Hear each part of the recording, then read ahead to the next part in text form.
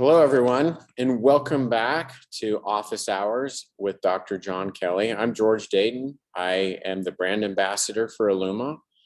So excited to have you here. I'm coming here from Louisville, Kentucky, where I'm attending the LRP conference. But it's nice to take a break and welcome our two guests, Dr. Kelly and Kathleen Kariza, our speaker and presenter today. I want to just take a quick second and go over the agenda, and then let's jump into this. You don't want to hear from me, you came to hear these two. So if we could, let's look at the agenda slide. Just walk people through what the schedule is going to be for today. Just a quick intro. I'm hoping I don't take 5 minutes. Let's get into this presentation. I've looked over the deck, reviewed some of Kathleen's impressive work. This is going to be one of the highlight presentations that we see this season. So we'll have a quick presentation, and then these two will jump into a discussion, and then we're going to have question and answer at the very end. So what we would encourage all of you to do is to go into the chat. As you have questions, put them in the chat, and we'll come back in this section and revisit all of your questions as you have them. Also want to remind everyone that we do have closed captioning for this presentation. So if you look at the bottom of your Zoom screen where it says CC or live transcript, be sure to go there and enable that, and you'll see the words pop up. Before we get into the rest of this, I would be remiss if I didn't acknowledge our sponsor, eLuma. Can we go to the next slide? It's being difficult. There we go. There we go. So we work with eLuma.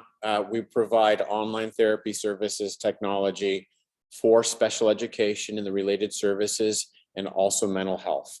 So if you're working with a district that needs support, we encourage all of you to reach out. We're happy to answer your questions, help you learn more. And more importantly, we stand ready to help you and your students. At the end of the day, it's all about them. Here is some info about us. I'm not going to say it, but yeah, we're all over the country. We really enjoy producing content like this. It's a small way that we have of giving back. Want to give a huge shout out to Dr. Kelly. We're so grateful that he's working with us and come on board.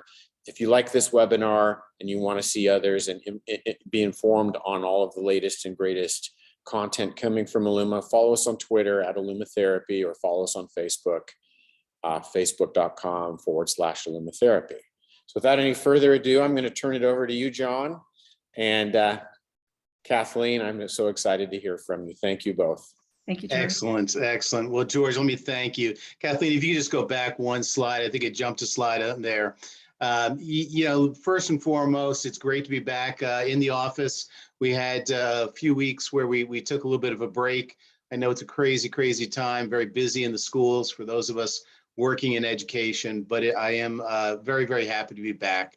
Back in terms of not only this series, the Office Hours with Dr. John Kelly. So I am excited to welcome you back into my office, but more so, I'm excited for our guest tonight, Kathleen Kariza.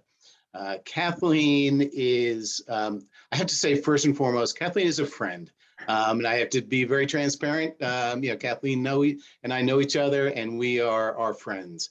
But we're friends because we connect on many different levels. And Kathleen, I don't know if you remember, but I think probably the first time we met, I think was in Hawaii. We were in Paradise. We were in beautiful Kona beach in Hawaii. And we just began to talk about different things, professional things and personal things. And, I think that we really began to realize that we see things in a very similar way. And I think, Kathleen, that's why I'm so excited to bring you in for my office hours tonight, because we're going to talk about something that I'm pretty passionate about. And it's about hope. It's about empathy. It's about something I think we really need to be talking much more about. What I want the audience to know about Kathleen is Kathleen's a teacher of teachers. She's an educator. She's worked in the classroom, yes, but she's someone who you just benefit from simply by being in her presence, simply by listening to what Kathleen has to say. Kathleen has trained teachers, has trained administrators, has worked with mental health professionals across the country, internationally. And so without further ado, Kathleen, I want to turn it over to you for a little bit, and then I'm really, really excited to get into our conversation in just a little while. So Kathleen Kariza. Thank you, John. Yes, we did. The moment we started talking, we were kindred spirits. So it's fun to just get to continue the conversations that we always have this evening. So this is a subject near and dear to my heart as well. And let me just tell you my background as a teacher before I move forward. And that is, I have had varied roles as a teacher. I've been a special education teacher. I've been a general education teacher, started out as a middle school English teacher for all you middle school people out there. And I was actually the coordinator of the gifted program in my district. I had a couple of years where I taught special ed half the day and coordinated the gifted program the other half of the day. And I've worked for 3 years in juvenile corrections with the criminal sex offender boys. And I've taught overseas at the American International Schools. And so there's not a type of kid that you have that I haven't taught or worked with. Excuse me. And I do travel around the world and across the country sharing these things that I'm so passionate about what makes a difference for the kids. Excuse me.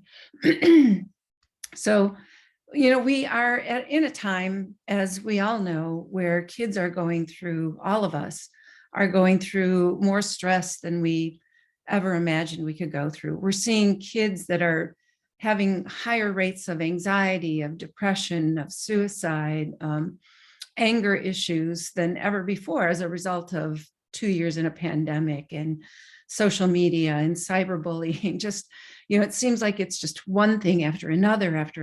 And it's easy to lose sight, I think, for the kids and ourselves about what can we do? What can we do to make a difference for our students and for ourselves right now? And so I want to share with you in this moment that we have for me to give you some information, some, I think, helpful, hopeful news about hope and empathy and how we can teach peace or bring peace and empathy into our classrooms. But first, since we're probably all a little bit stressed and tired at 5 o'clock or whatever time zone you're in, we're going to do a mindful moment so that we can be here now. Take a little breather before I teach you some new things. So you'll see a bubble moving and you'll follow what it says. It'll ask you to breathe in and then hold and then breathe out and hold. And it's just a minute long. So breathe with me. So breathe in, hold it, and release, and hold.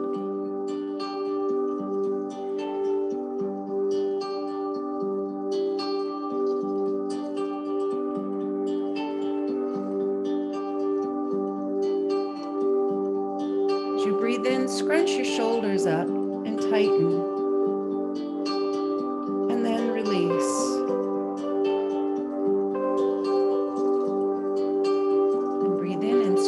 Up tight and release. And I like to teach the kids, breathe in peace and breathe out love.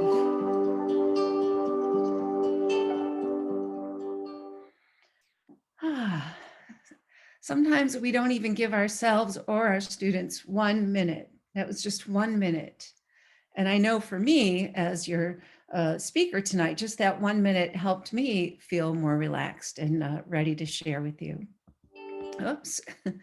So let's talk about hope first. And what we know is that hope, especially right now, is one of the most important things that we can have and that we can build to help us get through what's happening in our world. And it's easy to feel hopeless and to feel like there is nothing that we can do. But to me, one of the most exciting things with the brain and the idea of hope is that hope is not an emotion. We think of hope as an emotion. It's what we feel. We feel hopeful. But when we look at the neuroscience and the research on the concept of hope, it's a way of thinking. It's actually a cognitive process that can be developed. So there's three areas that when we think of developing hope, and there's a theory called hope theory, and it says that there are three main things that make up hopeful thinking. And the first is to be goal-oriented, to know that you can set a goal, that you can take steps to achieve that goal. And so goal setting is a part of hopeful thinking. And then finding different ways to reach that goal. It's not like, you do it once, you reach your goal, it's all good. We find and reach our goals in different ways. We have to monitor and adjust our goals to get us to that place that we want to be. And we have to have agency. So we have to believe in ourselves and believe that we have what it takes to reach our goals. I call it the winning formula for hope is that mindsets plus developing goal setting skill sets will lead us to a more hopeful future. And I just want to illustrate with a little story, as I tend to do. I am actually mentoring a young lady in our community that comes from a financially impoverished background. And she's an amazing girl. And she, as COVID hit, she had to enter middle school virtually. So imagine going to middle school for the first time, 6 teachers virtually, and nobody at home, and nobody there to support her. And within the first few weeks of school, she was feeling hopeless. And I was trying to scramble to do the parental things to figure out how to use the technology to help her get where she needed to be, to figure out how to, oh my goodness, that in itself can make you feel hopeless. It's just crazy for those of you who are parents and have had to navigate that. And so we had to really build hope together, the two of us. And we worked to help her set goals, to help her do things like get a planner where she could write her goals down and then monitor them along the way. Together, we had to figure out what was working for her and what pathways were working for her to help her learn virtually. What wasn't working? Who did we need to connect with to help her get back on track?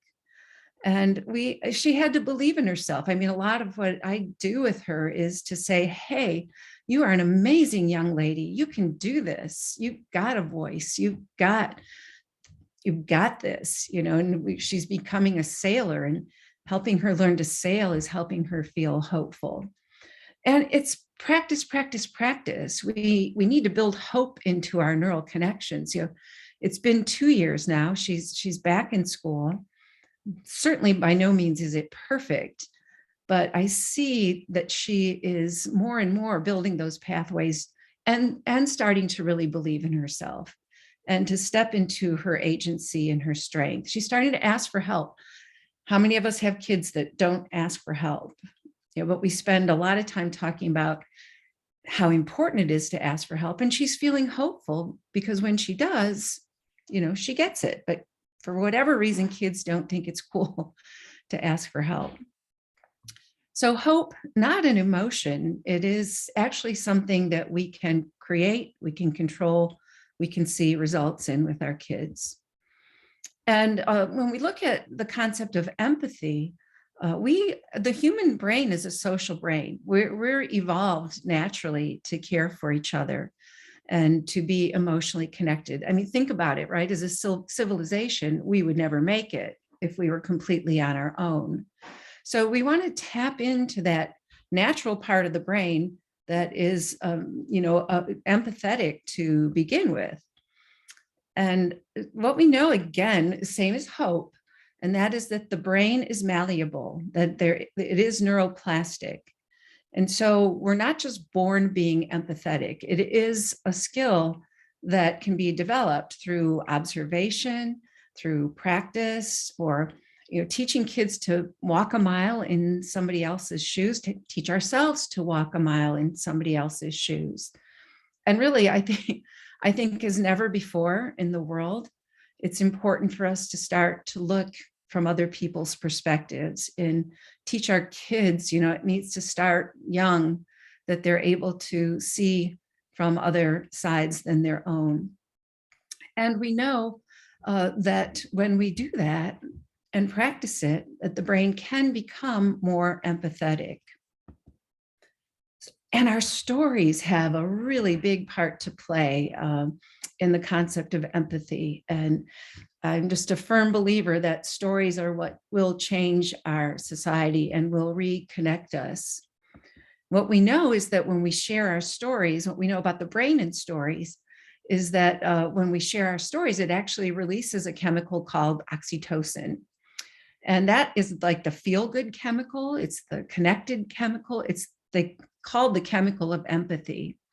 And so when we share our stories, that chemical is released and we feel more connected to each other and we're more sensitive to the social cues around us. And it allows us to stay safe, to recognize when stories aren't in our favor, but it also helps us to rapidly form relationships. We have all experienced this, okay? Whether it's sitting next to a stranger on a plane or talking to somebody next to us in a grocery store or behind us. Oftentimes, if we start to chat, we'll share quick little stories about each other, right? And something about our kids or what we do or what's happening in our world. And in that short little moment, that oxytocin is released and we immediately feel more connected to each other. Right? So we can tell how that immediately floods our system with some feel-good feelings. What we know about story and the empathetic brain that I think is really exciting is that there's a emerging science that shows how stories, actual telling of fiction and nonfiction stories, can help children to handle their own emotions, to help them understand other people's feelings and to feel connected with people. So I'd like you to take just a moment and think about a movie or a story that you love or that's really been powerful for you. I know for me, the one I'm thinking about right now is an adolescent young adult book called The Hate You Give. So think of that story. And then think of a character that changed you as a result of reading that book or watching that movie. Can you put yourself in that character's place? Can you see them? Can you feel what they're feeling? Okay, because when I think of The Hate You Give, it's about a young Black adolescent girl who witnesses a police shooting of a Black man. And she has to make major life decisions as a young girl about how she's going to cope with that and what she's going to do with that. And obviously, I am not a Black adolescent young girl experiencing anything like that. But when I read that story, I can feel what she feels and put myself in her place. And the neuroscience is backing up the science that when we read fiction, it tricks our brain into feeling like we're part of the story. And so that empathy gets wired in stories, whether it's it can be nonfiction, it can be Einstein and understanding the struggle that he had as a scientist. So whatever way we can bring story into our work with our young people, it will help them to develop empathy. I think it's really powerful. And I want to end this little section of teaching you with the neuroscience of anger, and probably one of the most powerful tools I wish I had learned as a young person.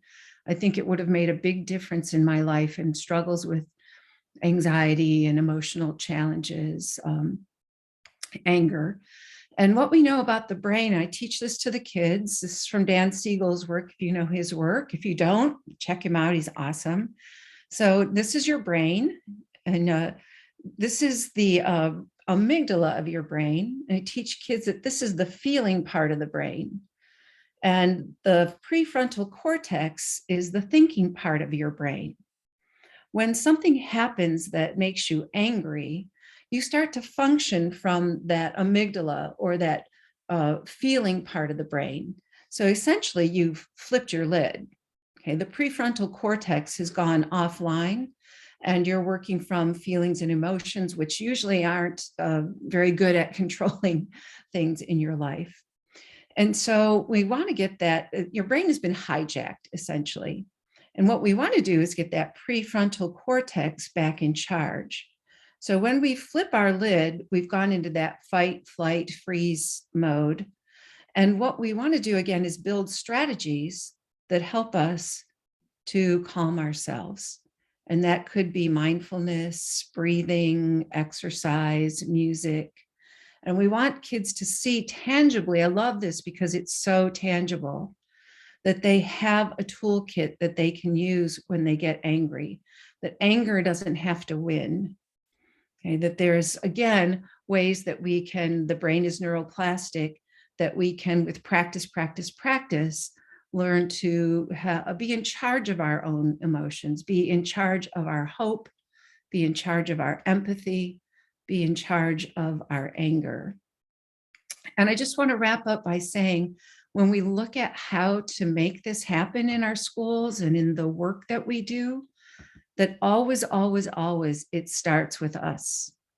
Okay, it will be us modeling empathy, us modeling hope, us managing our anger and whatever, because we're real. We get angry in our classrooms and in the work that we do. But when we have tools and they hear that we are using tools and they hear the stories that have touched our lives, then we will help create the change that we want to see in our schools and in our classrooms. So that's my part, John. Kathleen, as I said before, whenever I'm in your presence and we have these opportunities to have these conversations, it just takes me to a very, very different place. And there's so many things that you just shared there. I want to go off script and kind of like dive into a couple of different areas. Connections. We're wired to connect. Stories matter. I think as you were kind of challenging us to think about the movie and think about things that bring that emotion to us, I actually thought about stories, and you know me well enough to know that stories are very important to me. Yes. And communicating. And in fact, I think that, again, going back to our original connection, it was that sense of believing how important connections are in our lives, and how important it is for us to honor those connections. And so we talk about hope and empathy. It is about that sense of connection. So I want to dive into that, but can I just interrupt? No, please. Yeah, it's a conversation. Actually, if you could drop down the slides, if you could stop sharing the slides. Yes, sorry. Thank you for that reminder. That's all good. And just stop sharing the screen. Yeah, yep. Perfect. All right. Oh, that is better. Yeah, I like to see the full picture there. But go ahead. You were going to say something. Well, a couple things. One, what book or movie did you think about? Did you get that? So I'm going to share a story with you, because again, it wasn't a book or a movie, but it brought me to a time where I was traveling, and I was flying back from Washington, D.C. back to my home up here in New York. And I'm the type of flyer, quite honestly, where I like to get into my seat, I put my headphones in, I put my music on, and I either fall asleep or I just kind of zone out. And that's the type of flyer that I am. I have to admit, as much as I enjoy talking to people, when I'm flying, I'm pretty much into myself and kind of do that. So on this particular flight, I got into my seat, sat down, put my earphones in, and my I think it was my iPad at that time. I forget exactly what device I was using, but it wasn't working. And the woman next to me kind of turned to me and said, are you having trouble with your iPad? And I said, yeah, it's not working. And I, kind of, went into a little bit of that. And then we just began to have this conversation, this dialogue. And it was a relatively short flight from DC up to New York. It was a relatively short flight. So it was about an hour, a little bit more than an hour. And as we're landing in New York, she turned to me and said, "You don't know this about me, but I'm a very nervous flyer.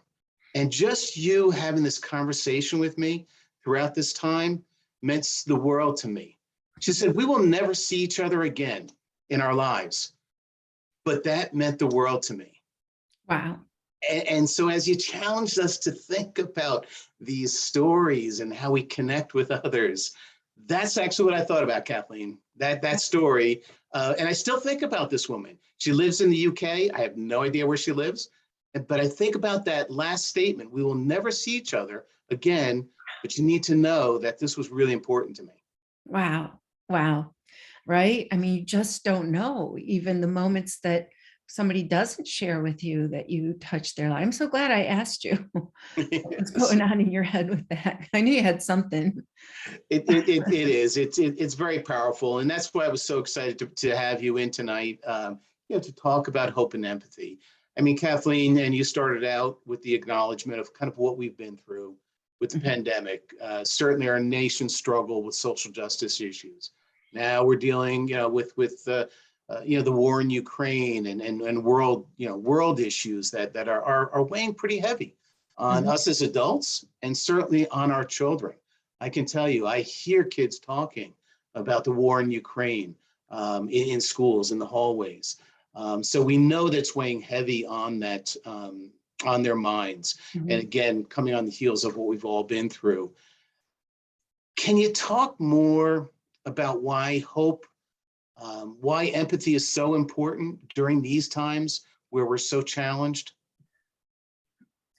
I mean, I personally think they are the two keys that work together to get us through these times. What else would get us through? I have parents that survived World War II in Poland and Scotland.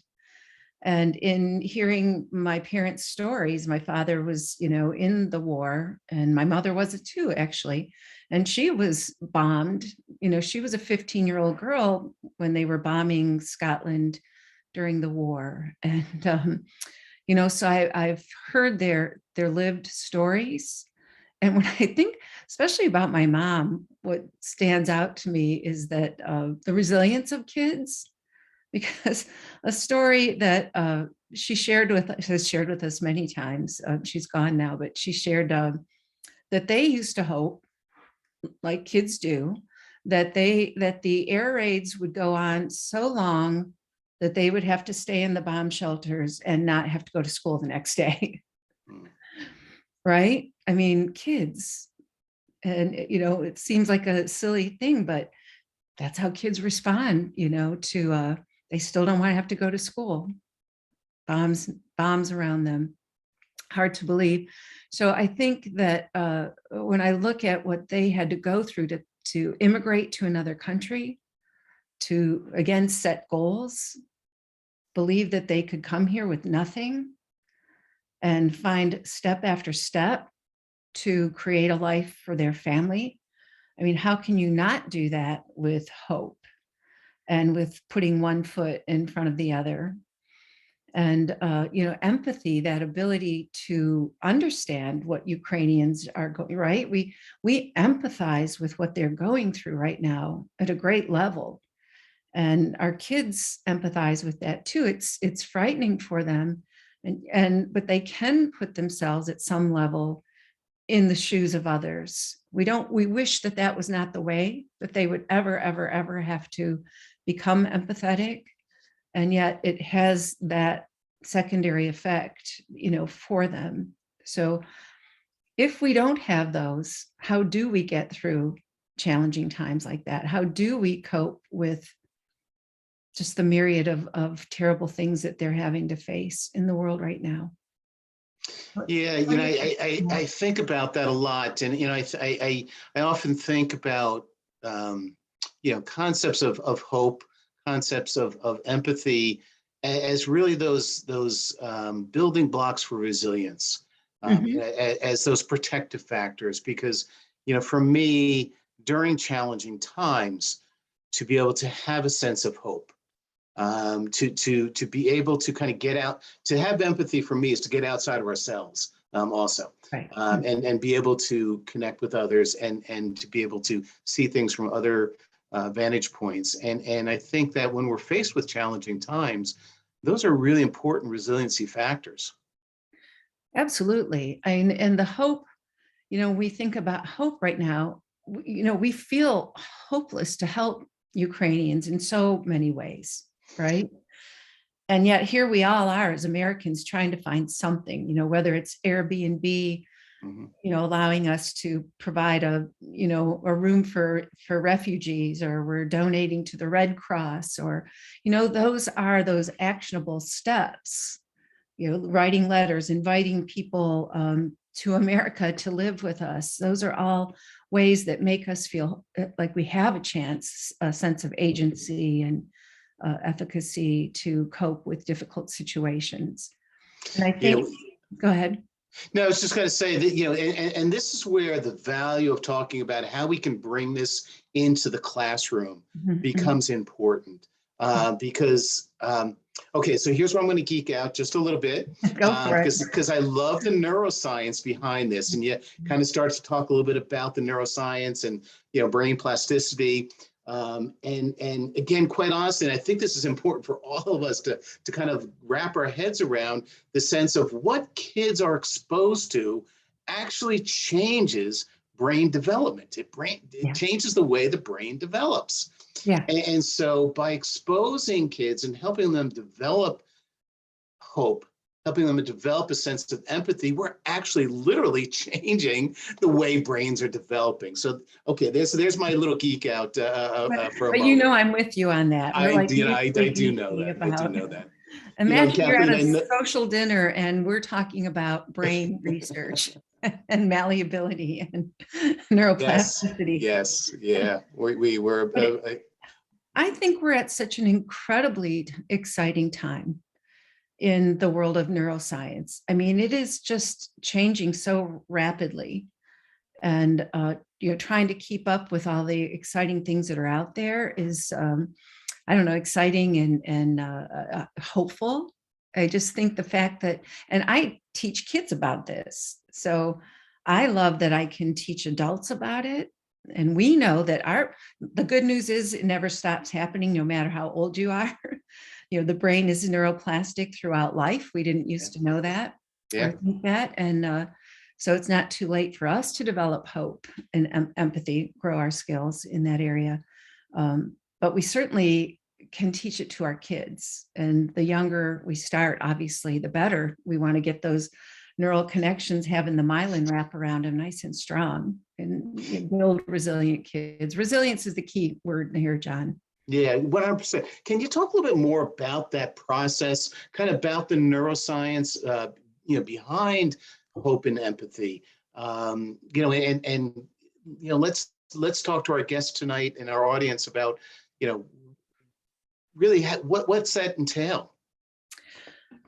Well, there's different parts of the brain that are wired to, be in charge of developing things like hope and empathy. And it's not so important that the name, right, the scientific name, but when we look at empathy, it's basically happening in the parietal lobe of the brain, and an area, and I have to read this because I don't remember the big word, supramarginal gyrus. I just remember the parietal lobe, and it's right around there in our brain. And what we know with neuroplasticity is the more that, say, we pay attention to the characters that touch our lives in a story, or the more we share, I think so important, empathetic, we share our stories in the classroom, we learn about each other, the more we wire that part of the brain, the neurons that fire together wire together. So the more something is firing in a particular part of a brain, the empathy, chemicals, the more myelin wraps around those synapse connecting, and it makes them stronger. And so we can practice not being empathetic, but the more we practice being empathetic, the stronger those neural connections become, the stronger and thicker the myelin becomes. And so I teach kids always that we need to practice, practice, practice. And we think about practicing our math facts and practicing our spelling. Well, I really think we should practice our empathy and practice our hope.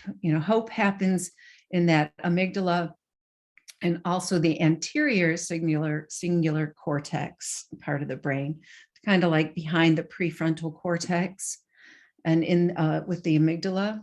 And again, it's the same thing. We practice goal setting. We practice reviewing our goals. We practice, Dweck's work of believing in ourselves. But a mindset without action is only half the equation.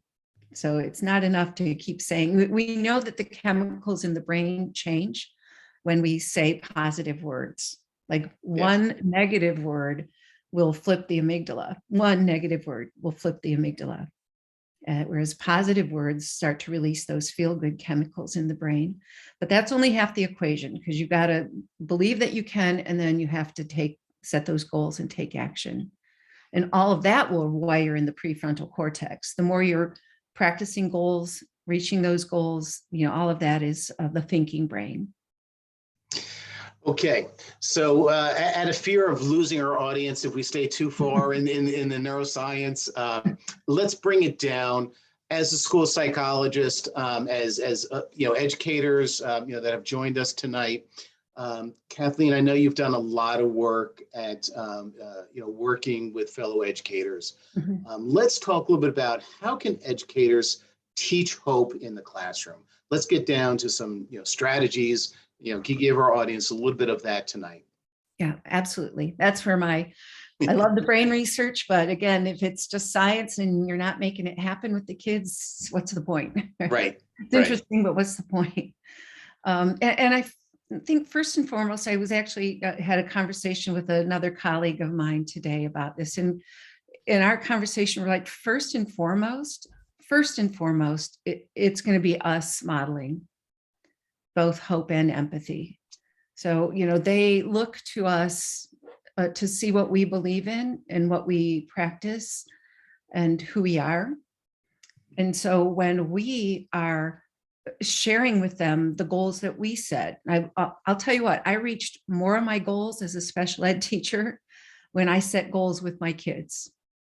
So we weekly would set goals and go over the goals and reflect on how we had done and what would we do differently. And we always set academic goals and personal goals, which I think was just so essential.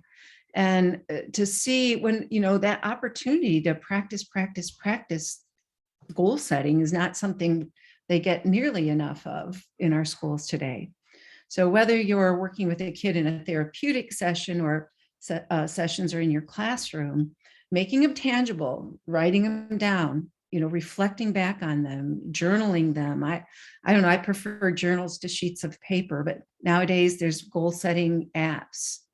But I think just that real pragmatic of us sharing that we set goals, us sharing ways that we've reached them, things that we have to do differently next time, our excitement when we reach them.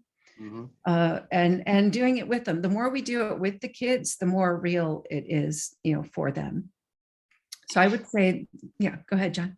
No, I think back to when you were talking about some of the big ideas related to this and connecting that goal setting with the development of hope. But you said something really important that if I could ask you a little bit more about, it's that sense of agency.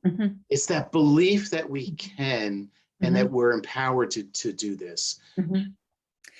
That's a tough one for me sometimes, in terms of really getting individuals who I work with or consulting with my teacher colleagues.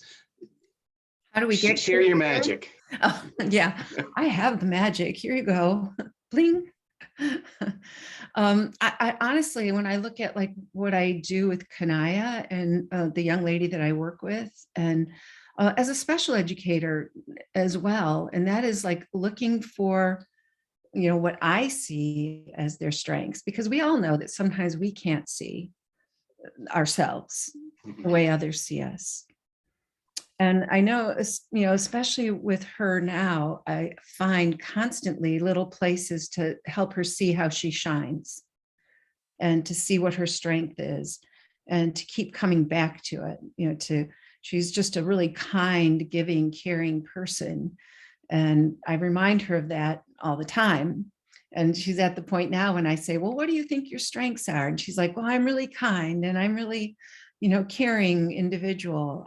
So, they need to see us. We need to reflect back to them what they don't see in themselves. And if they are kids who struggle in school, whether it's academically, same with when I was a special education teacher, I would see, they may struggle with academics, but they would have some amazing skills and gifts. Yeah. And so all they heard from everybody was what they couldn't do. And we need to share with them regularly what they can do. What do we see that they're good at? That's just so powerful, because I think you're right. I think reflecting, there's so many phrases you just offered there. Reflecting to kids what we see in them, that they may not see in themselves. And the strength-based approach is so important. I know that, colleague of ours, Byron McClure, I'm going to give a shout out to Byron, who's a guest on here in a previous conversation. But, Byron's whole focus on, instead of what's wrong, let's focus on what's strong. I love that. Yeah, oh, yeah. It's Thank you, Byron. I got to give him, props for that. I mean, that is his, phrase, let's shift from what's wrong to what's strong.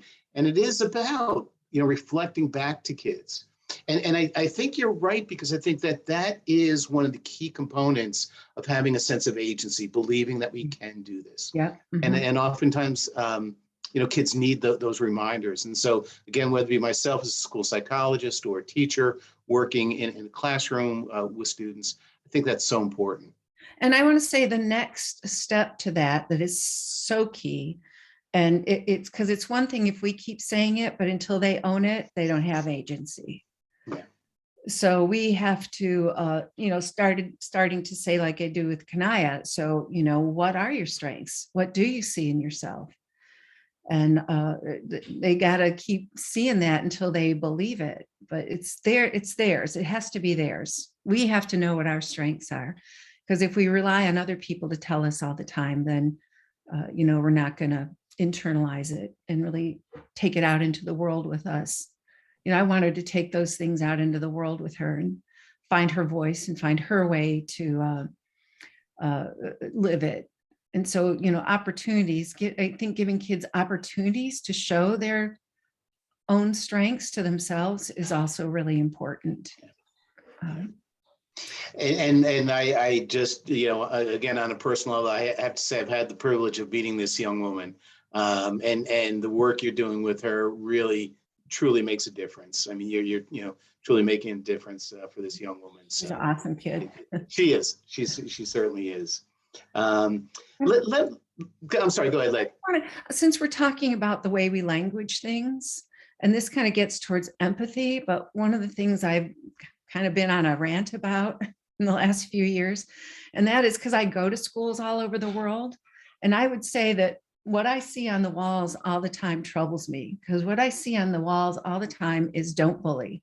Don't bully, don't bully, don't bully worksheets, don't bully, bully, bully. You see the word bully everywhere. And I went to a school in a rural Nevada high school. And the first thing I saw when I got to that school on giant windows at the top was be kind. Yeah. And it just, bam, be kind all over their walls, be kind, everywhere they shifted the narrative. And I love that. And Mother Teresa says, don't invite me to an anti-war march, but if you invite me to a pro-peace rally, I'll be there. And I think it's really, really, really important that we language things in a way that gets to the positive, that gets to the good, what we want them to be, not what we don't want them to be. So let me take that as an opportunity to kind of shift just here a little bit. We've been talking about hope and goal setting and helping them to develop that sense of agency. And I think you're absolutely right. Until they own it, it's truly not an agency. When I work with students, I often talk about you have to make it your own. It's not just Dr. Kelly's words. You have to make it your own. But let me take this as an opportunity to shift to empathy. Mhm. And let's talk about strategies to develop a sense of empathy. And let's kick off where you kind of left off in terms of language and what kids are exposed to and what we do put out there on the classroom walls or the hallways, things of that nature. Please share a little bit about empathy. Well, and I think the key idea there is story, and starting with kids sharing their stories. So at the beginning of the year, teaching kids that I like to teach them that fair is not same, and that that the in fair in this classroom will not be everybody getting the same thing. It will be getting what they need to be successful. And from there, we talk about people having different challenges, that everybody has challenges, and we can't always see all of them.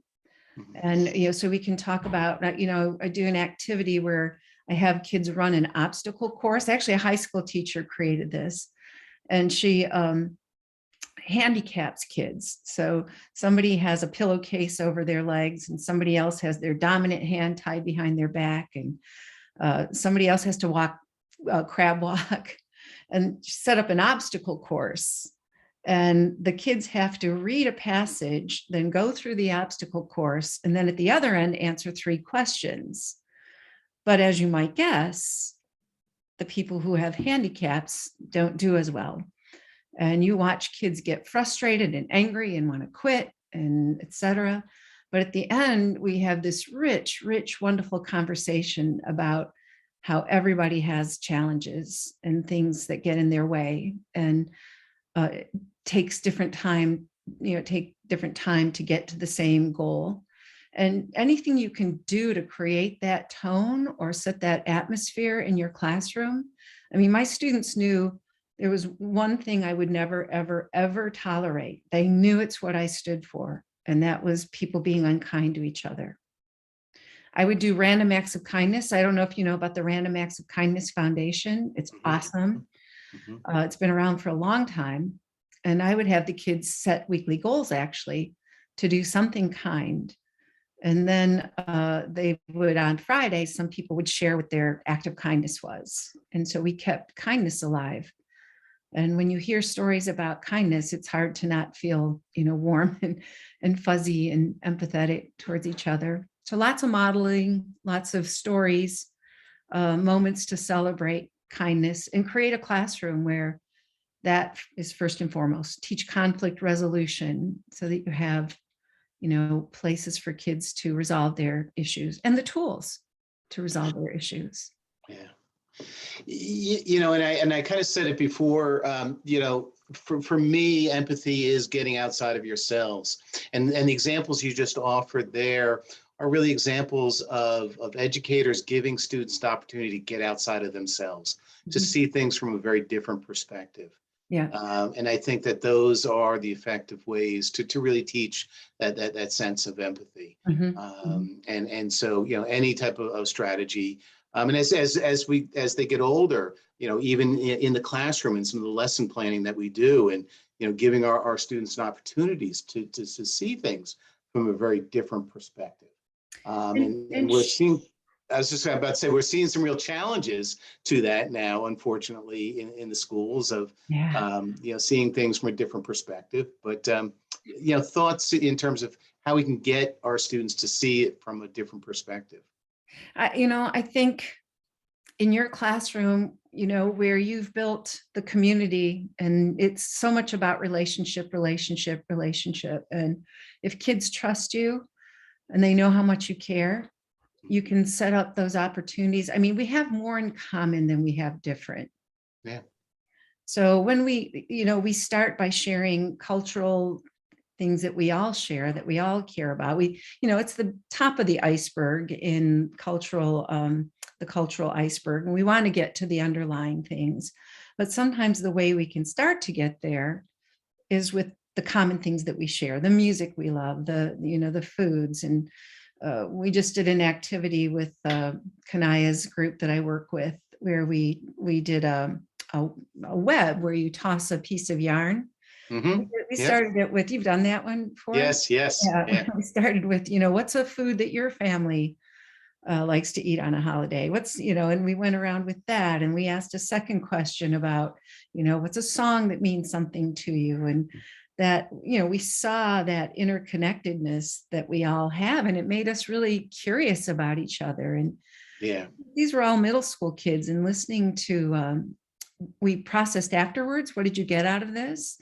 And they got it. They got that it was interesting to learn about other people, and that there were similarities. And, so anything we can do to make it concrete and tangible and fun and engaging, right? It's going to help them get there. The brain is wired to be empathetic. Certainly is. Certainly is. We provide opportunities for empathy. Kathleen, as usual, we this hour goes by so quickly. But I do want to get to a couple of areas before we kind of turn to the audience and look for any audience questions. We've been talking about strategies and kind of sharing our enthusiasm for this. And yes, we're passionate about this type of work, but I always like to be real as well. And we know that sometimes, despite our best efforts, our best intentions, teachers, trying this out, and sometimes it doesn't work. What happens if we're trying to teach something, it doesn't work? Like, what do you say to our colleagues about that? That's never happened to me, so I don't know. Oh, okay. It's happened to me. I'll be real. I think for me, in having worked with incredibly, challenging kids in Yes. so many ways in my career, that we have to stay hopeful. We have to not quit, because it's not the first time we do it, or the second time, or the third time. So I, for those of you who are old enough to remember what records are, it's like I have to be a broken record about what I believe in. And, we have to stand by what we stand for, and hope that we can keep reaching more and more kids with it. If I have that kid that's, disrupting what I'm trying to do, it's so important to have one-on-one with them. And when I've had one-on-ones, to start with saying, I care so much about you. I care so much about you, and I care so much about everyone in this classroom. And if they know what I believe in already, that conversation becomes easier. Yeah. That kindness is important. And what's going on. Then you go into the counseling and therapeutic stuff, but don't call them out in front of their peers. No, again, Kathleen, I got to give you credit. You just said something that just kind of cued something that is so simple, but yet, quite honestly, I haven't thought about it in this way. Essentially, what you're saying is that this should just be part of our work with kids in general. Yeah. This should be our style. Yeah. And the way we carry ourselves, and the way we develop a sense of community within the classrooms. This becomes an extension. It's not an add-on. It's not something that we're doing for today, a lesson for today. It's just an extension of the community that you're creating within that classroom. Thank you for seeing that, because that's how I live. And when we look at the research on teaching value character classes outside, value classes, now we're doing social emotional learning. If we're not living it, it's not going to stick. The research shows it doesn't transfer. And we thought with values and character, I think we're going to see the same thing with SEL, that it can't be taught totally as a separate curriculum. It has to be a lived experience in our instructional practice. It makes it real. It's not just a curriculum. It's who we are. So let's use that to kind of bring a little bit this to a close for tonight. But I'm famous for walking into a colleague's classroom and saying, I got a great program. I want to do it in your class. So I got this great idea. Let's try it here. And as much as I like to think I have very good relationships with my teacher colleagues, there inevitably are times where they give me that nod and say, Sounds great, John, but where? When do I do this? How do I do this? Because I'm just overwhelmed by the curriculum I have to teach. How do we infuse it in? How do we do that, Kathleen? Well, I mean, you start the year, it's so much of how the safe environment you create at the beginning of the year. So taking the time, your teachers are like, I don't have time to do this stuff. I don't have time. But if we take some time in those early weeks to build community and build relationship and build the skills, talk to them about empathy and kindness and hope and the brain, teaching them that their brain can and is neuroplastic and can develop mindsets and skill sets, then that becomes the lived experience in our classrooms. It's not a separate thing. It's the way we talk to each other. We set class norms that we live by. And if those norms, not rules, norms aren't being lived by, then we stop the class and we have a discussion. And because we know we can't teach, if that stuff's going on, we can't teach anyway. So we celebrate random acts of kindness. It takes 2 minutes at the end of the day. Mindset Mondays, where we show a clip or a short video or a quote about somebody or something where we've exhibited a growth mindset. And we ask kids to do that. Again, a few minutes on a Monday and a Friday to talk about kindness. So they're just little routines and rituals and the way that we talk to kids. And if I can put in a plug for my book, the Transformative, Absolutely. it really is a good book. I looked at it the other day. I'm like, this has really good stuff in here. But the Transformative Teaching book really lays out 6 foundations that you can create in your classroom and embed in your instruction that really create a transformative kind of learning environment. And they're doable and they work for all kids. I mean, having worked with basically all kinds of kids, we know they work, and we have the neuroscience to support that as well. So, No, don't be shy about that. I can vouch for it. I certainly have used some of your material. My wife is an educator, has used some of your material, and I know George has put in your contact information, your website. So yeah, for folks who may be interested in looking at some of that, please do take a look at the resources. We're going to talk a little bit about resources. We're going to list some resources, but just real briefly, Kathleen, as you were talking about developing that sense of community, I thought about conflict resolution, and I'm wondering, is there a connection with hope and empathy and conflict resolution in the classroom? yeah, absolutely. Because that, conflict resolution is giving them the tools really to do both, to feel hopeful that they can make changes about how they relate with other people, to build, some tools in that prefrontal cortex to calm their anger, to work through things. So they have the hope that they can do that. And then through those shared stories, the empathy, to have the skills. It's about skills to resolve things and put us in that healed and healthy place together.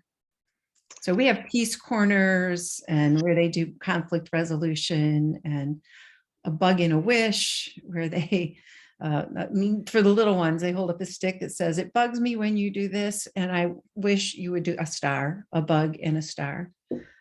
So they can practice, practice, practice. No, and I know you have so many examples, going to your website, looking at the examples. I know you offer free resources, to others through, KathleenKariza.com. So absolutely, I would definitely encourage folks to go there, look at some of those resources. Kathleen, I can go on and on and on, but we, want to call tonight's conversation to a close.